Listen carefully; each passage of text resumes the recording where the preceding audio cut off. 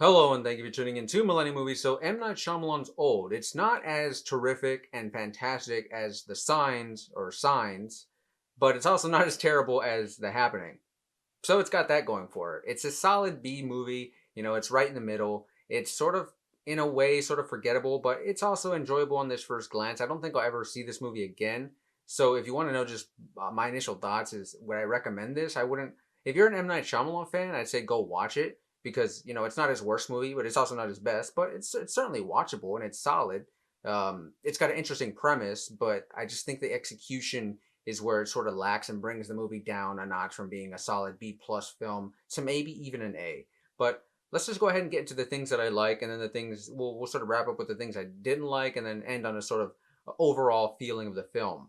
This is gonna be a non-spoiler review, so if you haven't seen the movie, you're just fine. But if you have seen it, don't worry. I'll still speak about things that you'll understand if you saw the film. So, again, the things that I liked, the premise.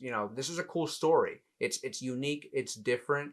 I like it. Imagine yourself on a pocket sort of island where you start aging rapidly, and at most you have a day to survive. That's scary, right? In and of itself, that's a cool idea. But where I think the lack of exploiting that cool idea comes here is maybe some poor writing in terms of the characters and the dialogue. The actors are terrific. I think the actors, everyone across the board for the most part, does a pretty good to even a great job, especially with our two leads, the two children who are played by I forget the girl's name from Jojo Rabbit, and then the guy from Hereditary. I'm blanking on the names. I think it's Alex Wolf. It's one of the Wolf brothers, but both of them as the leads, terrific. Have no complaints there. They really carried the movie for me. They were the most enjoyable characters in the film. But speaking of characters, uh, everyone else in the film kind of just there. We don't get to know much about them other than like surface level things and like some we learn stuff about them that's crucial to the plot twist at the end, but other than that, we don't really get a chance to know who these people are on the inside.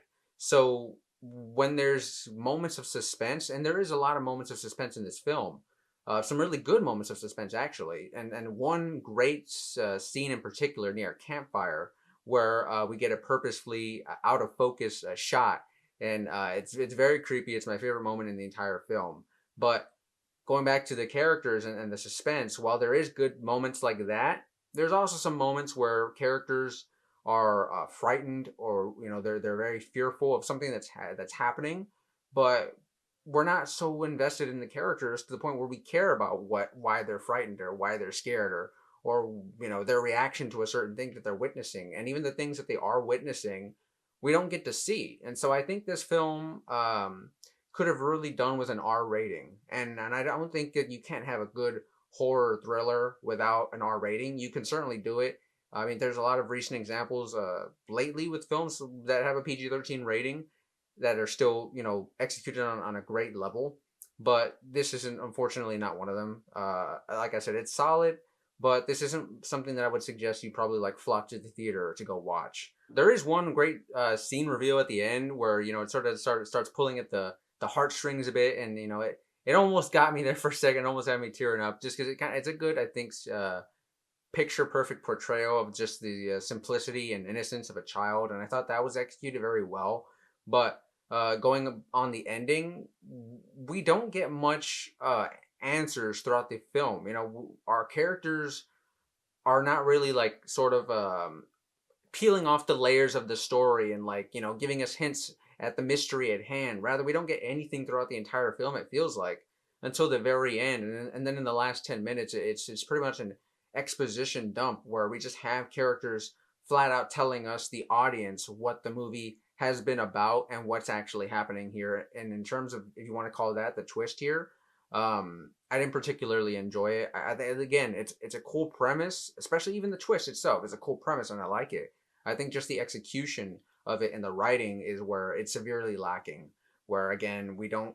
It doesn't feel like it has this nuanced sort of way of revealing information to us, but rather it just gives us all to the audience and just spoon feeds it to us. And when you do that in a film, you really take away from your story and your plot, and to some extent even the characters that you've, I mean, barely built up in the film. So I guess what I'm trying to say overall, how I'm feeling about Old, is that for every good moment that this movie has, and it certainly does have good moments, as I've alluded to or alluded to in this review, for every good moment, there's something equally questionable that's thrown in there, whether it's in the script, mostly in the script, I'd actually say, that just makes you think, man, I wonder why they're doing that, or this kind of feels a little lazy, or it kind of just feels uninspired, which is weird when you think of M Night Shyamalan, right? You think of Signs, you think of even the new Apple TV Plus series Servant, which has been like a tremendous example of M Night Shyamalan at his highest heights, right? Of his highest of heights, where you got great suspension, or great suspense, great characters, great horror, great storytelling. But in Old, unfortunately, we only get bits and pieces and small moments of that, and unfortunately, it's not enough to keep a hold of this hour 49-minute runtime. So if I had to rate this film, I mean it's like a three and a half. It's like a 3 out of 5, a 7 out of 10. It's passable, it's watchable. Again, if you're an M Night Shyamalan fan, I think you'll get something out of this, hopefully. But if you're just a casual moviegoer, or if you're just a regular film fan, or you just want a great horror thriller, or even just a thriller to sort of keep you on the edge of your seat, I say maybe go ahead and give this one a pass, and maybe wait to rent it, on Redbox or somewhere, or on digitally, But this isn't one that I think you have to get to the theater and catch this one right away. But have you seen Old? Let me know what you think. And did you enjoy the movie? Do you think I'm absolutely crazy? Do you agree with maybe some of the things I've laid out here? Let me know in the comment section below. And if you haven't seen this movie, what are my sort of thoughts? Are they swaying you any which way of whether you do or don't want to see the movie? Let me know in the comment section below, because I'd love to hear what you have to say, and I'd love to have a conversation with you guys. And as always, if you want to stay up to date on all the latest in the world of film and TV news and reviews, well, you're already in the right place. And I hope you consider subscribing, because I'd love to have you along for the ride. But until next time, this has been Millennium Movies, and I'll see you all very soon.